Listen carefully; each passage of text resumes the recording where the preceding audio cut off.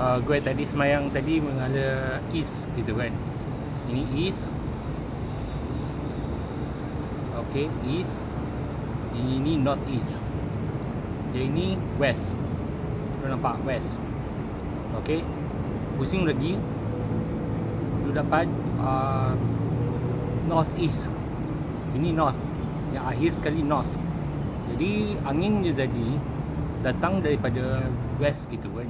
Dia mengalir ke north.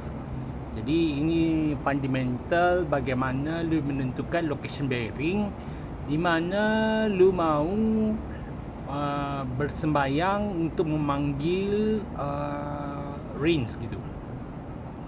Ya, aku berada di elevation bearing yang agak sederhana tinggi tapi masih berstructured pada earth gitu kan. Berstructured pada earth, konkritnya di bawah temple ini rasanya nyaman banget kan. Jadi lu dah dapat idea bagaimana menentukan location bearing. Setiap pagi kamu harus bersemayang di temple. Makasih.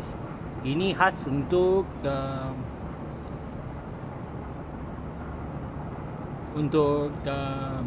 Genting Highlands. Makasih.